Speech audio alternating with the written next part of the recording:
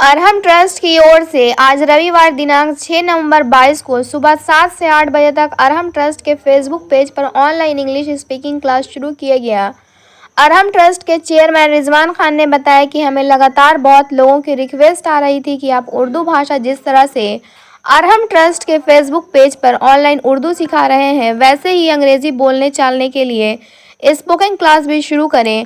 आज रविवार 6 नवंबर 22 को इंग्लिश का तीसरा क्लास था। क्लास के देर से शुरू होने पर लोगों के फ़ोन हमें आने शुरू हो गए। अंग्रेज़ी भाषा सीखने वाले लोगों ने कहा कि हम अरहम ट्रस्ट का फेसबुक पेज खोलकर बैठे हुए हैं, लेकिन ऑनलाइन क्लास नहीं आ रहा है। हमने उन्हें बताया कि थोड़ी देर में क्लास शुरू हो जाएगा, क्योंकि इंग्लिश सर को आज आने में कुछ देरी हो रही है। इस बात को लेकर हम समझ सकते हैं कि इंग्लिश सीखने वाले लोग बहुत हैं, उन्हें सही ट्यूटर और प्लेटफॉर्म चाहिए। रिजवान खान ने बताया कि हम एक अच्छे अंग्रेजी पढ़ाने सीखने वाले ट्यूटर को बहुत दिनों से ज़रूरत थी, जो हमें शाहीन अकबर के रूप में मिले हैं। हम बहुत समय से शुरू करना चाहते थे। इंग्लिश स्पोकन क्लास ऑनलाइन शुरू करने का मेरा मकसद यह है कि जो भी लोग अंग्रेज़ी भाषा बोलना चाहते हैं मगर बोल नहीं पाते हैं, उनके लिए हमारा अरहम ट्रस्ट का ये प्लेटफॉर्म बिल्कुल सही है। यहाँ पर दुनिया भर के लोग बहुत आसान तरीके से घर बैठे अंग्रेज़ी बोलना समझना सीख सकते हैं, और वह भी बिल्कुल मुफ्त में। अंग्रेज़ी स्पोकन क्लास हर रविवार को 1 घंटा का सुबह 8 से 9 बजे तक होगा।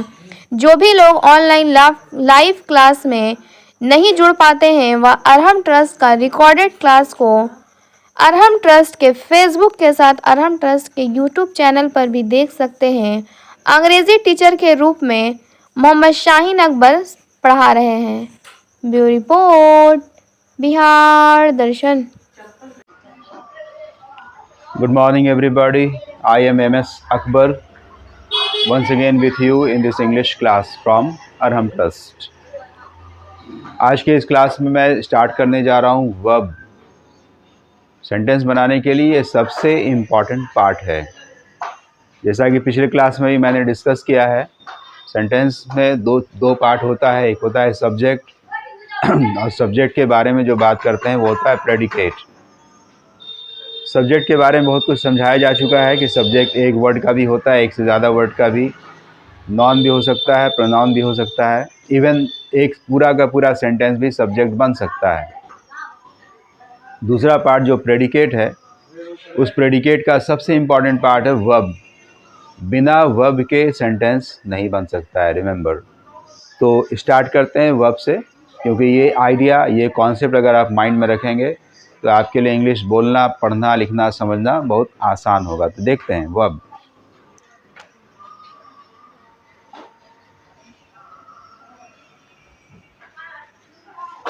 एक आम फार्म लैंग्वेज में अगर बोलें वर्ब का डेफिनेशन, तो मतलब यही हुआ कि सब्जेक्ट के बारे में जो बात करेंगे वो वर्ब कहलाएगा। Okay,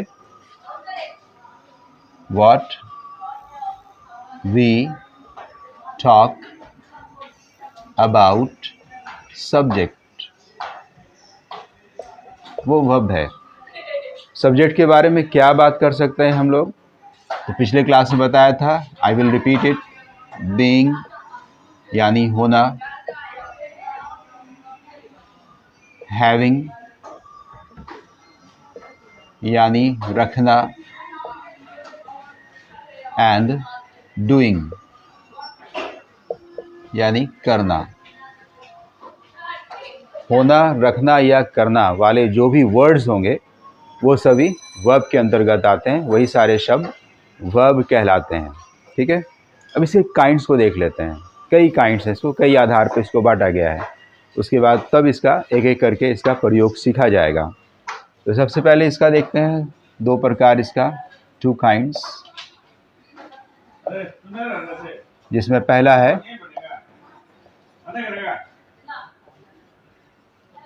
principal verb.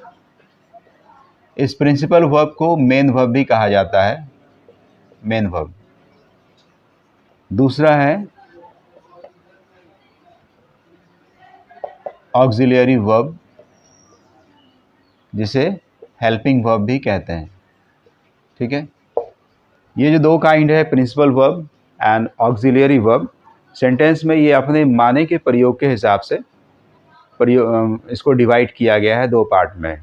प्रिंसिपल, जिसको मेन वर्ब भी कहेंगे, और दूसरा है ऑक्सिलियरीज, जिसे हेल्पिंग वर्ब भी कहेंगे। आज का हमारा कंसर्न होगा ऑक्सिलियरी वर्ब, मगर उस पर जाने से पहले इसके और भी काइंड्स को देख लेते हैं।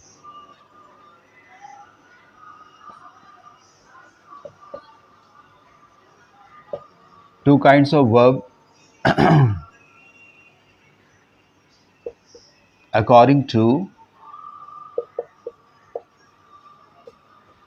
the use of object।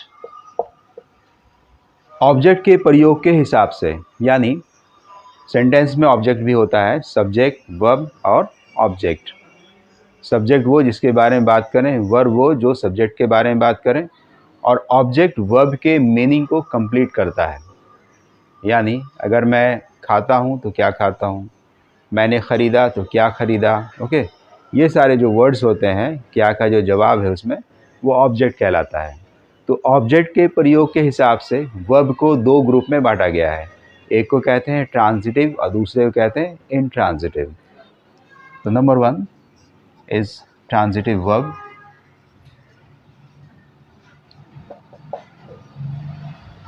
Transitive verb क्या है, इसे जान लीजिए। ट्रांजिटिव वर्ब उस वर्ब को कहते हैं जहाँ पर एक ऑब्जेक्ट की आवश्यकता, यानी उसकी ज़रूरत पड़ती है। बिना ऑब्जेक्ट के वर्ब का आइडिया या फिर सेंटेंस का पूरा माने कन्वे नहीं होता है।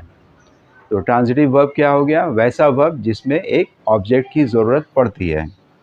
तो क्या इसका एक छोटा सा डेफिनेशन लिखेंगे, needs an object to complete meaning. Meaning को कंप्लीट करने के लिए ऑब्जेक्ट की ज़रूरत यहाँ पर पड़ती है। तो वैसे ही वर्ब को ट्रांजिटिव वर्ब कहेंगे। एग्जाम्पल भी इसका देखेंगे। उसके पहले इंट्रांजिटिव देख लेते हैं। दूसरा जो काइंड है उसे कहते हैं intransitive verb. Intransitive verb does not need object. Intransitive verb को ऑब्जेक्ट की ज़रूरत नहीं पड़ती है अपने मानी को कंप्लीट करने के लिए।